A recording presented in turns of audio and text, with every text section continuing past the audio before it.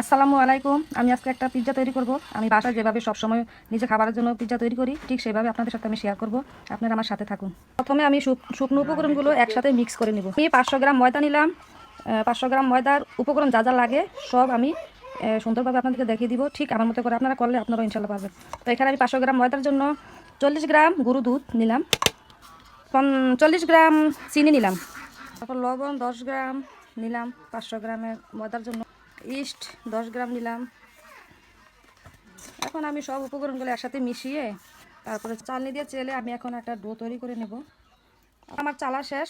এখন আমি ডিমটা একটু ফাটিয়ে নিব। ফাটিয়ে নিয়ে ডোর সাথে আস্তে আস্তে করে মিক্স করে নেব। ডিমে ইউজ করব। ডিমের ওজন 50 গ্রাম। ডিমটা ভালোভাবে ময়দার সাথে মিশিয়ে নেবেন আমার মতন। একটু একটু করে তেলটা দিয়ে দিবেন। তেলটাও এখানে 40 গ্রাম নিছি 500 গ্রাম ডোর জন্য। ইস্টু এইভাবে আস্তে আস্তে করে দিবেন আর সাথে সাথে মিক্স করে নেবেন ময়দার সাথে। ডোটা পারফেক্ট হয়েছে। এইভাবে মুট করে নিলে বুঝতে পারবেন। তো তারপর আমি আস্তে আস্তে পানি দিয়ে দেবো। এখানে পানি দিয়ে ডোটাতে মাখিয়ে নেব। আপনারা চাইলে গুঁড়া দুধের পরিবর্তে লিকুইড দুধও ব্যবহার করতে পারেন। তা আমি গুঁড়া দুধে ব্যবহার করছি। চিনিটা গলে যাওয়া পর্যন্ত ঠিক এভাবেই ভালো করে মথে নিতে হবে। আমার ডোটা করা কমপ্লিট। তো এখন আমি এটাকে আধা ঘন্টার জন্য রেস্টে রেখে দিব।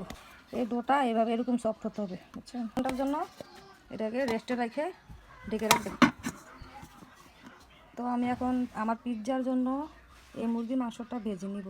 তো এটার সাথে এখন আমি একটু গোলমরিচের গুঁড়ো দিব, আমার ঘরে থাকা উপকরণ আর কি, আর একটু সয়া সস দিব, দিয়ে তারপর একটু হালকা করে ভেজে নিব। পিৎজার মাংসটা রেডি হয়ে যাবে। এখন আমি মুরগির মাংসটা ভেজে নিব। একটু তেল দিয়ে দিলাম, বেশি বাবার দরকার নাই, এ সামান্য বাজলেই হবে। আমি একটু পরে নামিয়ে নেব। আমার ডোটা আধ ঘন্টা রেস্টে রাখার পরে এই যেমন হয়েছে ফুলে। এখন আর একটু মতে নিতে হবে। আমার মথা শেষ। এখন 8 ইঞ্চি মোল্ডের জন্য আপনারা 200 গ্রাম ডো নেবেন।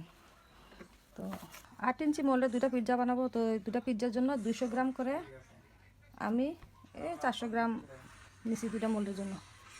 তো আপনারাও এইভাবে দেবেন। প্রথমে ডোটা এইভাবে সমান করে কাঁচা চামচ দিয়ে গাইয়ে নেবেন। প্রথমে এভাবে টমেটো সস নিয়ে পুরো মিশিয়ে নেবেন। তারপরে চিজ,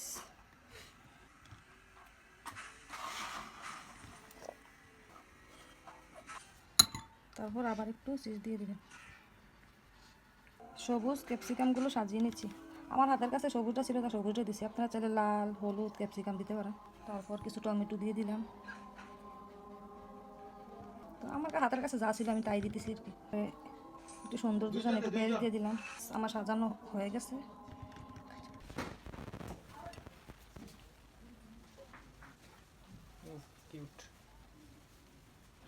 আমার 8 ইঞ্চি মোল্ডে দুটা পিৎজা বানানো হয়ে গেছে। আমার তৈরি পিৎজা কেমন হয়েছে আপনারা কমেন্টে জানাবেন আর বাসায় ট্রাই করবেন আমার মতো।